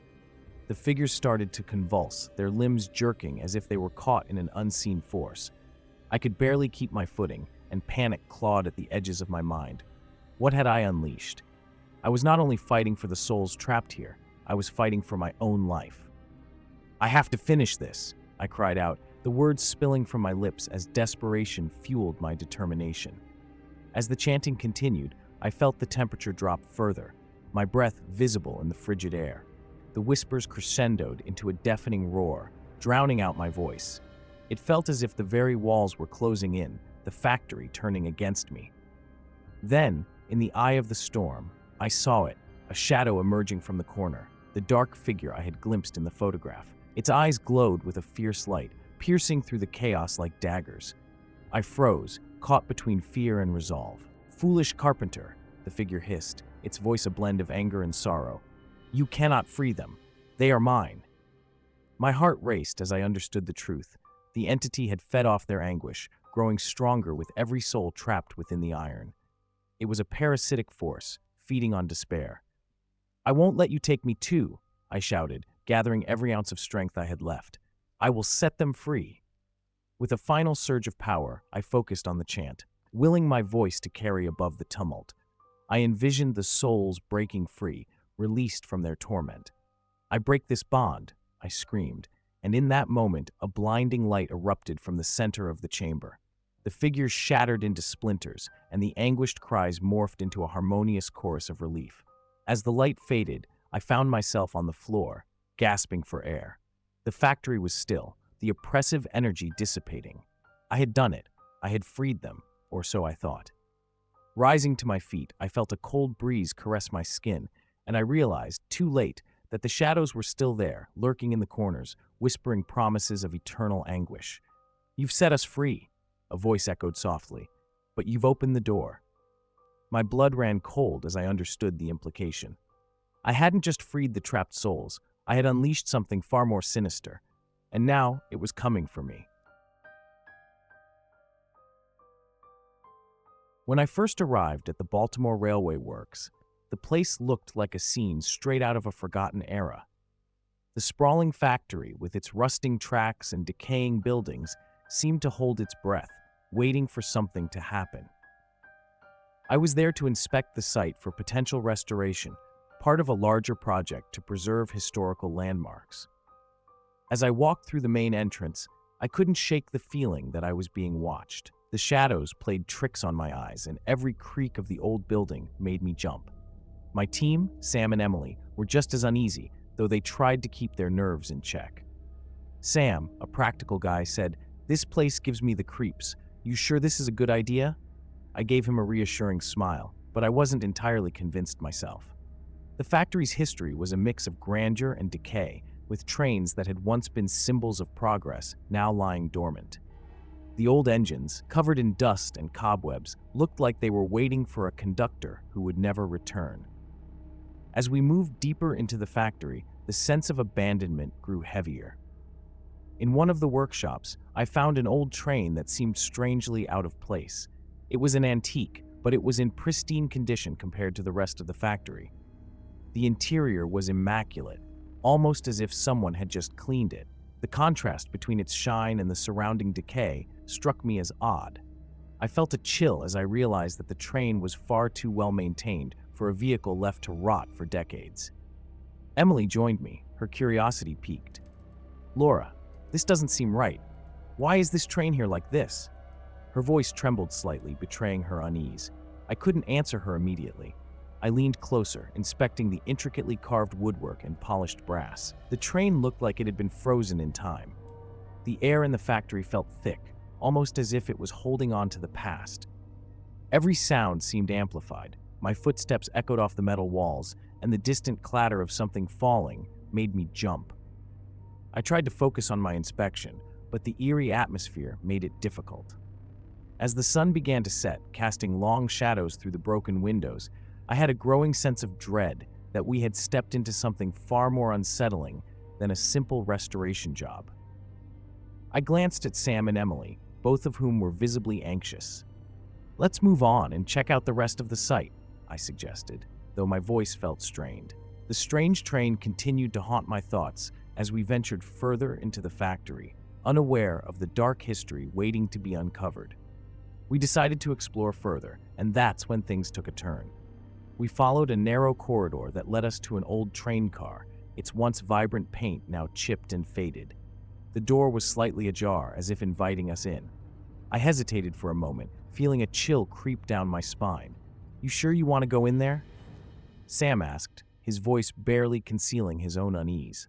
I nodded, trying to ignore the growing discomfort in my gut. "We need to check every part of the factory. It's part of the job." My voice wavered, but I didn't want to admit how unsettling the train car looked. As we stepped inside, the air felt noticeably colder. The interior was surprisingly well preserved, the plush seats lined up neatly, and the polished wood gleaming under the dim light filtering through the grimy windows. Emily ran her hand along one of the seat backs, her fingers lingering on the fabric. "This is too clean," she whispered. "It's like someone's been here recently." I forced a chuckle. Maybe it's just a fluke. But the unease was spreading. The train car felt too pristine, too perfect. It seemed out of place amid the dereliction surrounding us. We moved cautiously down the length of the car, our footsteps muffled by the thick carpet. Each compartment we entered was a carbon copy of the last, elegant but eerie. I couldn't shake the feeling that we were not alone. The clinking sound of metal caught my attention, and I turned to see Emily's flashlight beam shaking as she scanned the room. "Did you hear that?" she asked, her voice trembling. I nodded slowly, trying to remain composed. "It's probably just the building settling." But I couldn't deny that something felt off. The air seemed to thicken, pressing against me. I felt as though the train car was somehow alive, its history and secrets wrapped around us like a suffocating blanket. Suddenly, the door to the car slammed shut behind us. The sound echoed like a thunderclap in the confined space. We rushed to the door, but it wouldn't budge. Panic set in as we realized we were trapped. "This isn't good," Sam said, his face paling. "We need to find another way out." My heart raced. I tried to keep calm, but the darkness outside the windows seemed to press in on us. I turned to Emily, who looked like she was about to break down. "We'll find a way out," I said, my voice trying to be steady. "We just need to stay focused." We began searching the compartments for another exit, but the train cars seemed to stretch on endlessly, each turn revealing more of the same. The oppressive atmosphere weighed heavily on us. I felt like we were being watched, the sense of dread growing with every passing minute. The train, with its eerie stillness, seemed to hum with an unseen energy, as if it were alive and waiting. Just when I thought things couldn't get worse, a low, mournful whistle cut through the silence, sending shivers down my spine. It was coming from somewhere deep within the train, and it was unmistakably the sound of a locomotive. I glanced at Sam and Emily, their faces mirroring my fear. "We need to get out of here," I said urgently, "before it's too late." We split up to search for an exit, but the train car seemed to stretch on forever. The eerie whistle grew louder, resonating through the metallic hull. I tried to steady my breath, feeling the oppressive weight of the confined space around me. "Keep your eyes peeled," I instructed Sam and Emily. "If we find something unusual, we need to report it immediately." I felt like I was moving through a maze of shadows. Every compartment looked identical, but something was off. The old-fashioned furniture, the faded upholstery, all seemed to hold a secret, like they were waiting to reveal it. I ran my hand along one of the walls, feeling the cool, smooth metal beneath my fingers. The weight of the silence seemed to press against me. My flashlight flickered, and I caught a glimpse of something out of the corner of my eye. I turned to see a figure in the distance, standing at the far end of the car. My pulse quickened. "Did you see that?" I asked, my voice trembling. Emily and Sam joined me, their faces pale with fear. The figure was gone. We searched the area, but it was empty. I tried to rationalize what I'd seen. "It's probably a trick of the light," I said, forcing a confident tone I didn't quite feel. "Let's keep moving." As we continued our search, I felt the temperature drop further. Each step seemed to echo louder, and the walls of the train car felt like they were closing in. The sound of the whistle grew more frantic, almost as if it were beckoning us. "We have to find out what that sound is," Sam said, his voice strained. We followed the sound to a compartment that looked even older than the rest. The walls were lined with photographs of people in antique clothing. Their expressions were haunting, frozen in a time long past. Emily pointed to a photograph of a train with a group of people on board. "This train," she said, her voice barely above a whisper, "it looks like it's from another era." I nodded, trying to ignore the creeping fear. The whistle was now accompanied by a low, rhythmic thud, like a heartbeat. I felt as though the train itself was alive, pulsing with an unspoken menace. I shivered, feeling like we were intruding on something that should have remained forgotten. We found ourselves in a small, darkened compartment with a single light flickering above. The whistle had stopped, replaced by an eerie silence. In the dim light, a shadow moved across the wall. I turned to look, but nothing was there. The unease was palpable. Emily's eyes were wide with terror, and Sam's face was a mask of grim determination. A sudden jolt shook the car, making us stagger. I braced myself against a seat, and the sound of the train starting up again filled the air. "This isn't right," I said, panic rising. "The train is moving. We're still trapped inside." We ran back to the door, but it remained firmly shut. I pounded on it, desperation creeping into my voice. "Let us out. We need to get out now." The realization hit me hard. We were at the mercy of whatever was driving this cursed train. The rhythmic thud grew louder, almost deafening, as if it were syncing with my racing heart. I knew we had to act quickly, or we might never leave this place. The train jolted again, this time with a violent shake that sent us stumbling. My heart raced as the rhythmic thud intensified, vibrating through my entire body. "We need to find another way out," I said, trying to steady my voice. Emily's face was pale, her eyes darting around in fear. Sam was already working on the door, his frustration evident in the way he yanked and pulled. I tried to focus, but the car's interior was disorienting. The flickering light cast shifting shadows, making it hard to tell if I was seeing things or if something truly moved in the corners of my vision. Every creak of the train seemed amplified, echoing in my head. "What is this place?" I muttered, half to myself and half to the others. As we continued our frantic search for an escape, I stumbled into a compartment filled with dusty old documents. The air smelled musty, like something that hadn't been touched in decades.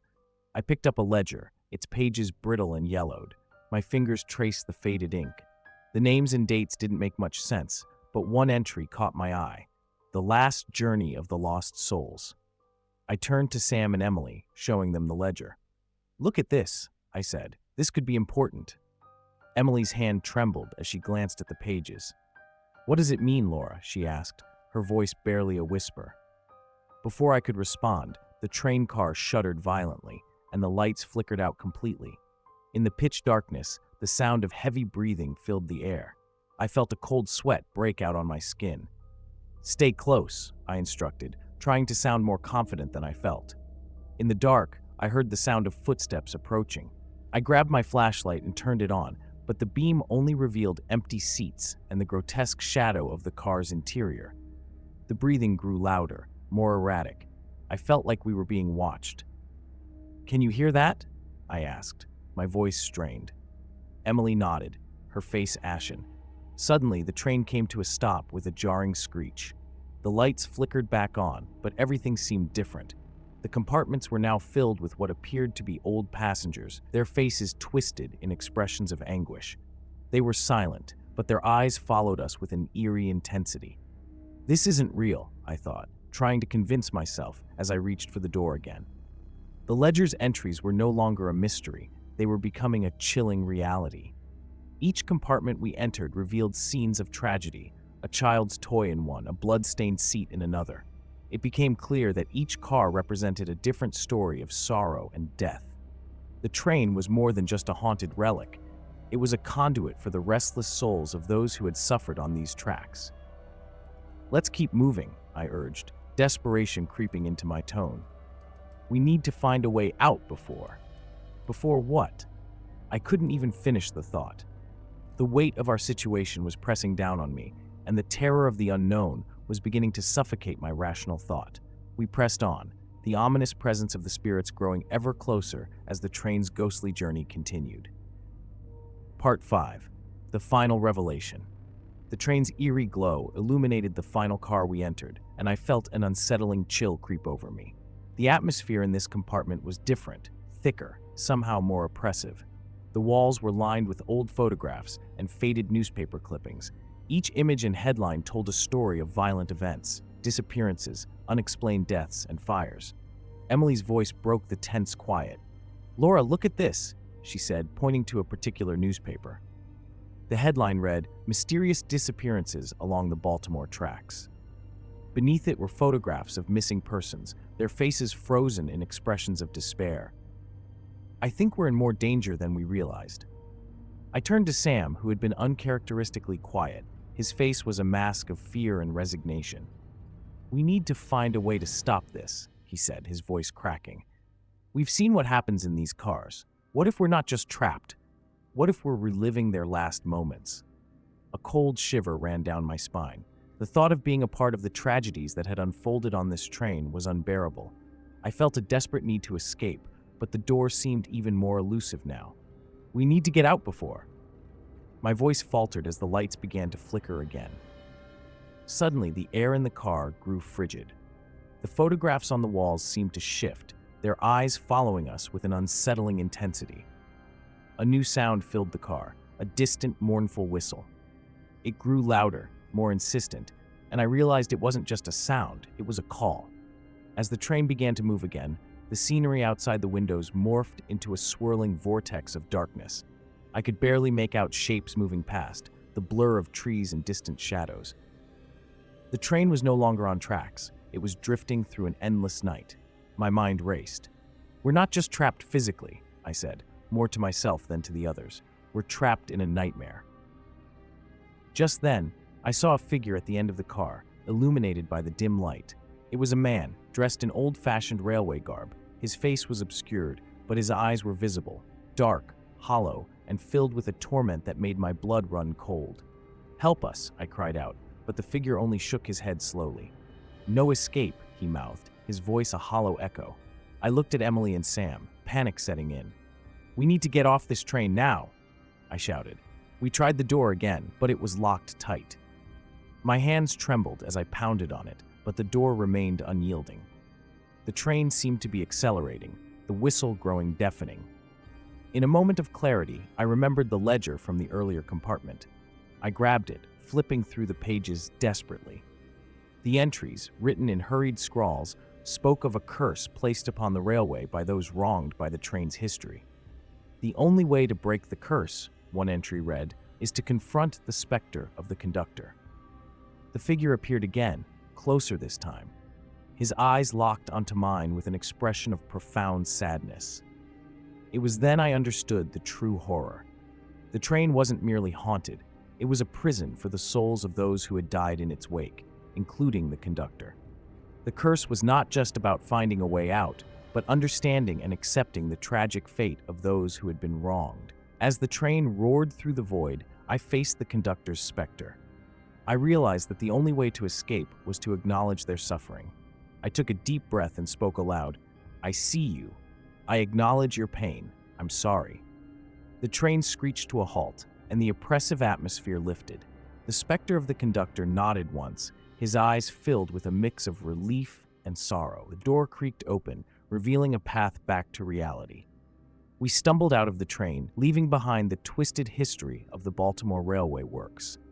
As I looked back, the train and the haunting images dissolved into the darkness, leaving us in the quiet of the abandoned factory. My heart was heavy with the weight of what we had witnessed. The nightmare was over, but the memories of the Baltimore Railway Works would stay with me forever.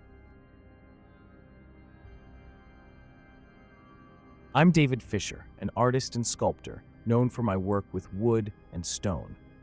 When I was offered the job to restore the old Factory of Faces, I was intrigued. This place had been shut down for decades, a relic from a bygone era. It seemed like the perfect opportunity to dive into a unique project and perhaps find some inspiration for my own art. From the moment I stepped inside, I could tell the factory was different. The air was thick with dust, and every step I took echoed through the cavernous space. The factory was filled with rows of masks, some plain, others grotesque. They were all piled haphazardly, as if they had been discarded without a second thought. I was drawn to a particular mask, one that stood apart from the rest. It had an unsettling quality to it, as if it were watching me. The eyes were hollow, and the mouth was twisted into a grin that seemed almost alive. As I began my work, I couldn't shake the feeling that something was off. Every now and then, I'd hear a faint sound, like a whisper. But when I turned around, there was nothing there. At first, I thought it was just my imagination playing tricks on me, but the whispers grew more persistent. They were barely audible, just on the edge of hearing. I tried to focus on my work, but the voices made it difficult to concentrate. One evening, as I was cleaning the mask, I felt a sudden chill run through me. I brushed it off, telling myself it was the draft from the broken windows. But the feeling didn't go away. The mask seemed to grow colder in my hands, and the whispers turned into soft, insistent murmurings. I couldn't make out the words, but the tone was unmistakably urgent. It was as if the mask was trying to tell me something. By the third day, I noticed something strange about the mask. It seemed to influence my thoughts and actions. I found myself drawn to it more and more, spending hours just studying it. The more time I spent with it, the more I felt a disconnect from reality. I started neglecting my other work, and my interactions with others became strained. My friends and colleagues noticed the change. They asked if I was all right, but I brushed off their concerns, insisting I was fine. Something was happening to me. I couldn't explain it, but I felt as though the mask was seeping into my mind, altering my thoughts.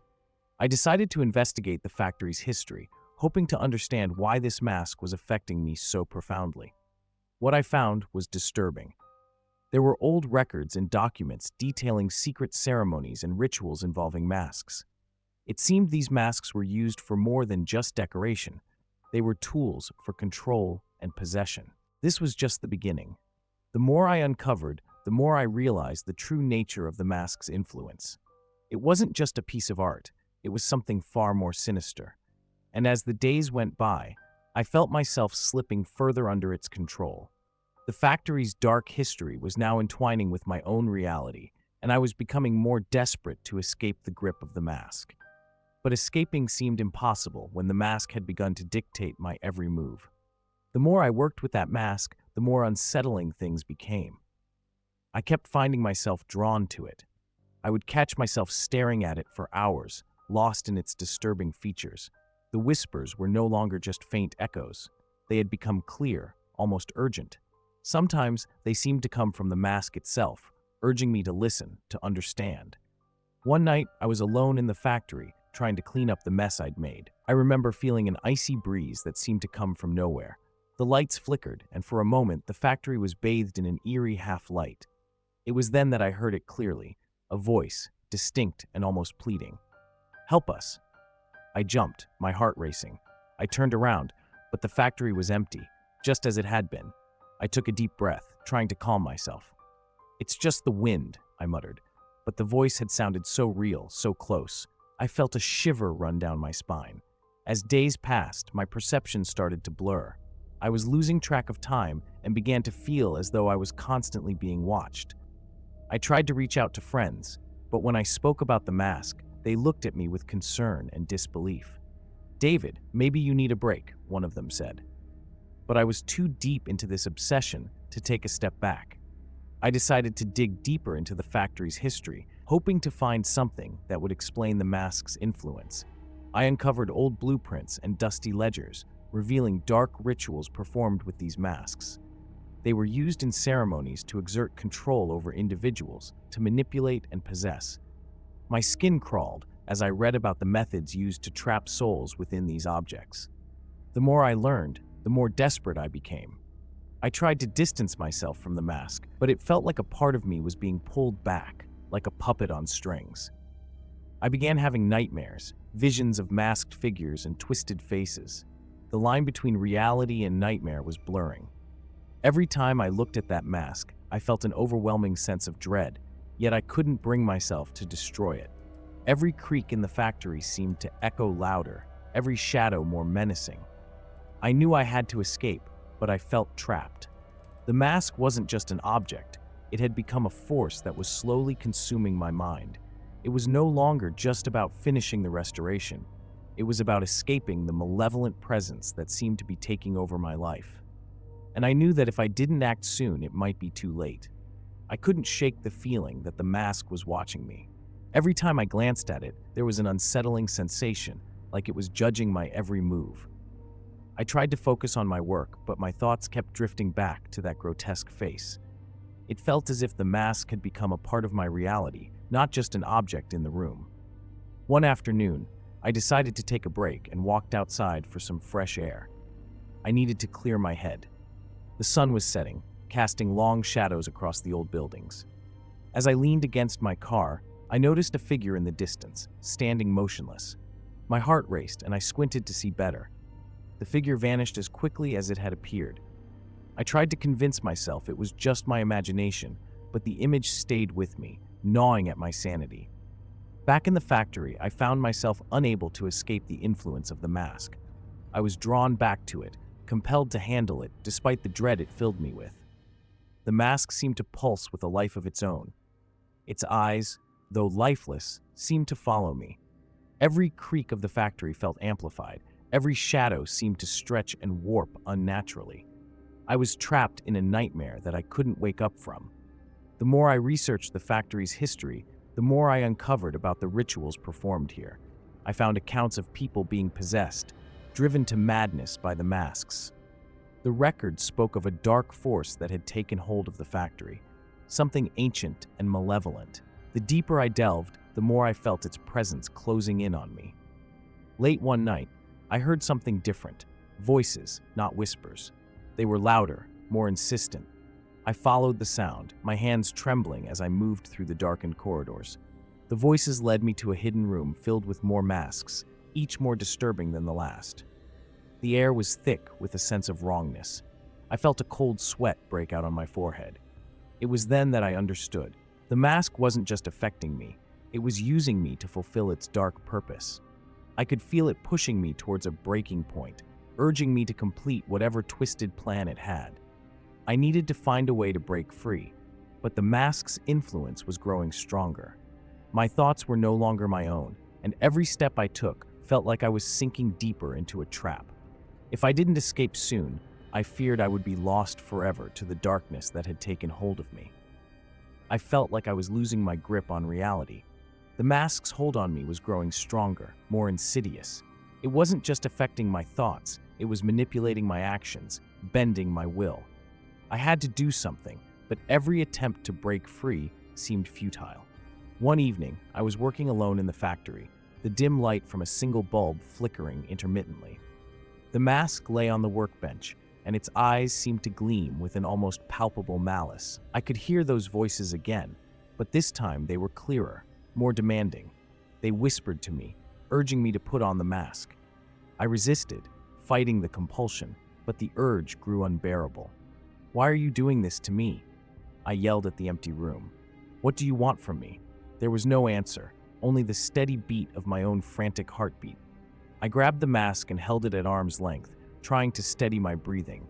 As I stared at it, the grotesque features seemed to shift, almost as if they were alive. It was like the mask was mocking me, taunting me with its power.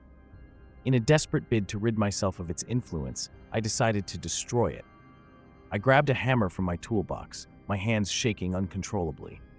As I raised it above my head, I felt a sudden surge of cold energy, like a chill running through my bones. The mask seemed to pulse with an angry energy, as if it knew what I intended to do. My resolve wavered, and I lowered the hammer, unable to bring myself to strike it. I collapsed onto the floor, my breathing ragged. I could feel the mask's presence, like a dark cloud pressing down on me. My mind was a whirlwind of confusion and fear. I had to find out more about the mask, its origins, and how to break its hold over me. But every time I tried to focus, the mask's influence would creep back in, making it nearly impossible to think clearly. The factory was no longer a place of work. It had become a prison. I felt trapped in a nightmarish reality where the lines between sanity and madness were blurring. Each corner of the factory seemed to close in on me, and the shadows took on a life of their own. The mask was not just a physical object. It was a conduit for something far more sinister, something that threatened to consume me completely. As I stumbled through the darkened halls, I could almost hear the echo of laughter, the same eerie laughter that seemed to follow me wherever I went. The mask's influence was relentless, and I knew that if I didn't find a way to escape soon, I would be lost forever to the darkness that had ensnared me. The factory had become a labyrinth of fear, and I had to navigate its treacherous paths before it was too late. The tension reached a boiling point one night. I was alone in the factory, struggling to keep my thoughts from being overwhelmed by the mask's influence. Each corner of the room seemed to close in on me. The walls, once mere obstacles, now felt like they were closing in, squeezing the air out of my lungs. I tried to focus on the task at hand, hoping to distract myself from the mask's relentless grip. But every time I looked away from it, it seemed to shift in the corner of my vision, its grotesque features becoming more pronounced. It was as if it was silently daring me to put it on, to give in to its dark power. Desperate, I rummaged through the old records and diaries I had found earlier. My hands shook as I turned the pages, searching for anything that could explain what I was experiencing. The pages were filled with disturbing details, rituals, ceremonies, and a chilling pattern of disappearance and madness among those who had worn the masks. It dawned on me that this factory was more than just a place where masks were made. It was a vessel for something malevolent. I stumbled upon a diary entry that made my blood run cold. A worker had written about a final ritual performed on the eve of the factory's darkest hour. According to the diary, the masks were not just worn, they were bonded to their wearers, consuming their essence and twisting their minds. The entry ended with a frantic plea for someone to destroy the masks before they could complete the ritual's purpose. That's when the masks seemed to come alive. The moment I read those words, a deep, resonant voice echoed through my head. It was not my own thoughts, but an external command, as if the mask was communicating with me. "You're too late," it seemed to say. "The ritual has already begun." Panic surged through me. I grabbed the mask and tried to throw it across the room, but it felt as if an invisible force was pulling it back towards me. The factory's walls seemed to breathe, pulsating with a dark energy that grew stronger with every passing second. I could feel the mask's will overpowering my own, dragging me toward the final confrontation. In a desperate act of defiance, I ripped the mask from its place and smashed it against the concrete floor.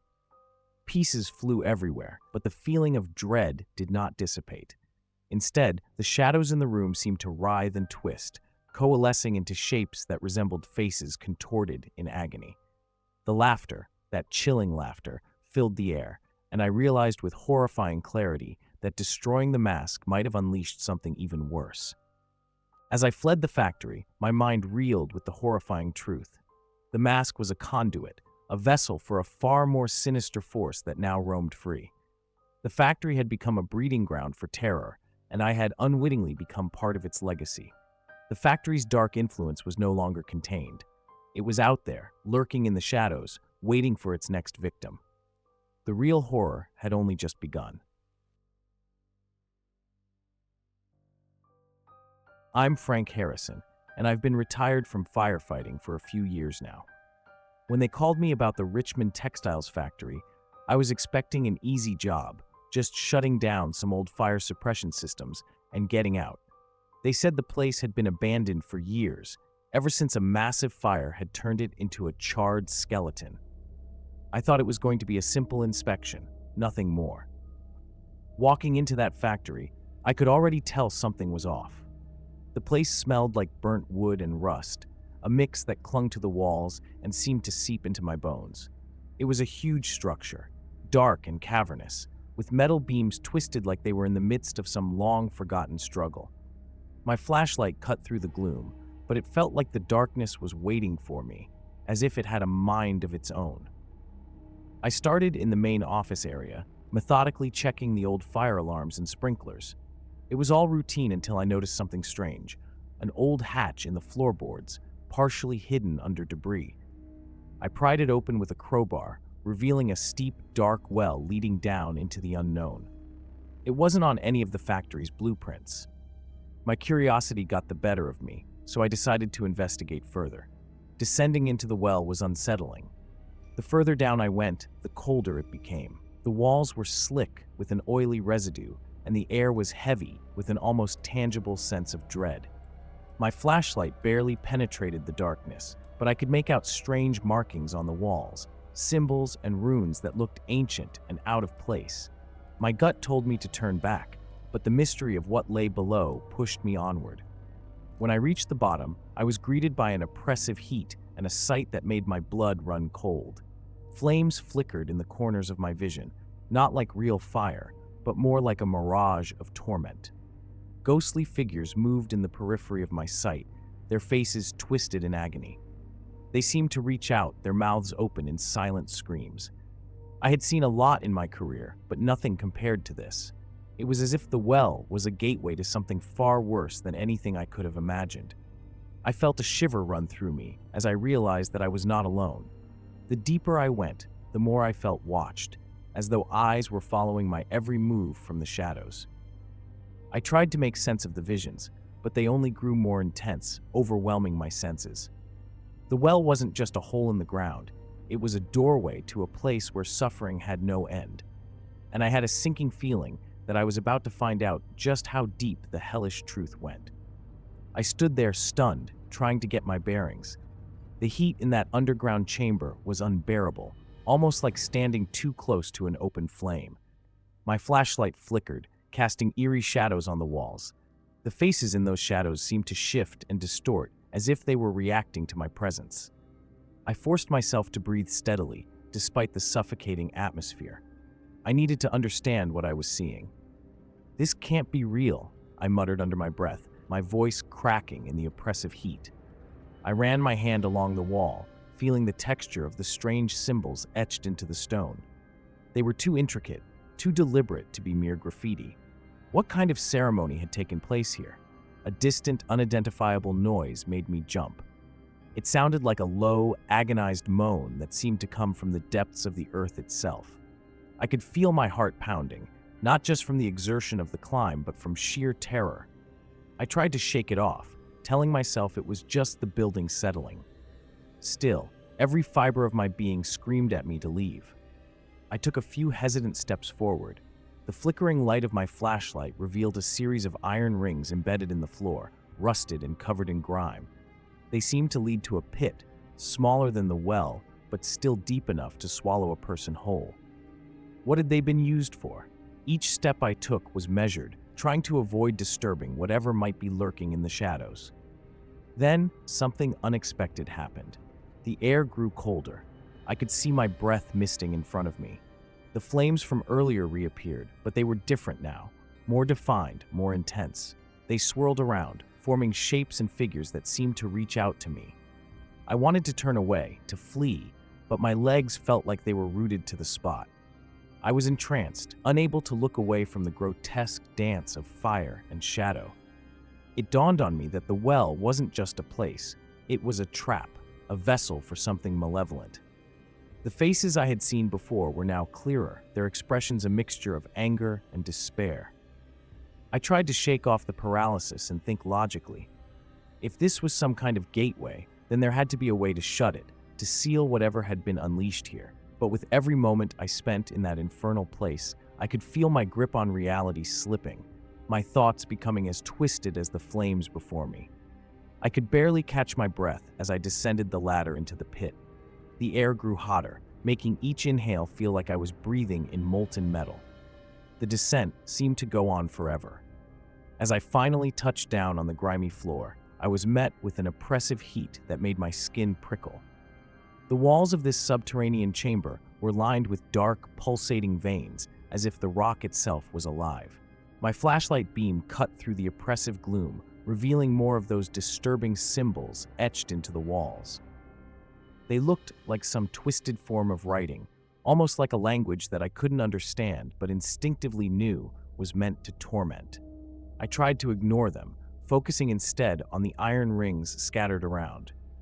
They seemed to beckon to me, leading toward an unsettling, dark abyss at the center of the room. Every step I took was a battle against the rising panic. The moans and cries, previously distant, were now unmistakable. They echoed through the chamber, a cacophony of suffering. I stopped, trying to identify where the noises were coming from. My hands were slick with sweat as I wiped them on my pants. "It's just a trick of the sound," I told myself, trying to steady my racing heart. "Just an old factory messing with your head." Suddenly, the temperature plummeted, and I saw my breath clouding in front of me. The flames that had appeared earlier were back, but this time they were more defined, almost sentient. They danced around me, forming shapes that seemed to reach out, taunting me. I could feel the heat from the flames on my face, but it wasn't comforting. It felt like the fire was alive, and it wanted me to suffer. I turned my attention back to the iron rings, realizing they were attached to chains that led to the pit. The pit wasn't empty. From the depths came a glow, a sickly yellow light that pulsated like a heartbeat. I could hear whispers now, rising in pitch as I approached. "Why am I doing this?" I muttered, my voice shaking. "What am I looking for?" The closer I got to the pit, the more intense the glow became. The whispers grew louder, almost forming coherent words. They sounded like cries of despair and anger. I peered over the edge, my flashlight revealing only darkness below, but the glow seemed to be calling me, urging me to descend further. I felt a cold sweat run down my back. My instincts screamed at me to turn around, to escape before it was too late. But curiosity, or perhaps something darker, kept me rooted in place. I needed to understand what was happening, what I had stumbled upon. The pit wasn't just a feature of the factory, it was a doorway, and I was on the brink of stepping into something far more terrifying than I could ever imagine. I descended further into the pit, the walls of the chamber pressing in on me. The air grew stifling, and each step felt heavier. I could barely keep my flashlight steady.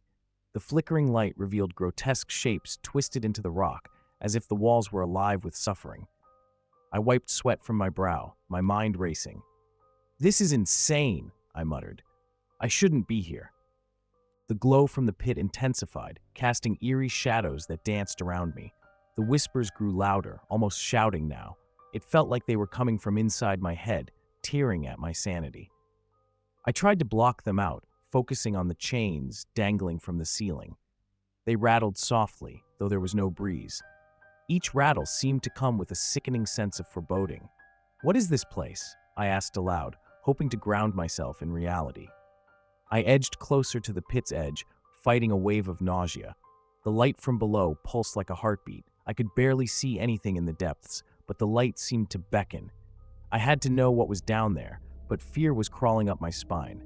I could feel a pressure on my chest, like an unseen force trying to crush me. I couldn't turn back now. Curiosity was a powerful force. Just look, I told myself. Just see what's causing this. Peering over the edge, I saw an ocean of fire swirling below. The flames were not like any fire I had seen. They were a seething mass of agony, writhing as if alive. Faces seemed to form within the flames, twisted in torment. The sight was both mesmerizing and horrifying. The screams intensified, now clear and pleading. "Help us," they seemed to say. "Help us, or join us." I stumbled back from the edge, my heart racing. This isn't real, I tried to convince myself. This can't be real. The heat was unbearable, and the pit seemed to be pulling me toward it, as if it had a gravitational pull of its own. The temperature around me was rising, the air shimmering with heat. I could feel my resolve slipping away. The pit was more than just a feature. It was a gateway to something unimaginable. Desperation took hold. I scrambled for a way to block the pit, to stop whatever was trying to drag me in. My hands found the chains, and I pulled at them, hoping to somehow contain the horror. As I worked, I felt a hand on my shoulder. I whipped around, but no one was there. The touch was cold, almost icy. I shivered and turned back to the pit. The flames seemed to reach out, their hunger palpable. I had to act quickly. There was no telling how long I had before the pit's power consumed me too. I could barely breathe, the intensity of the flames and the searing heat making it hard to think clearly. My hands shook uncontrollably as I fought to secure the chains. I needed to contain the fire and close this damned portal before it consumed me. Sweat streamed down my face, mingling with the grime from the pit.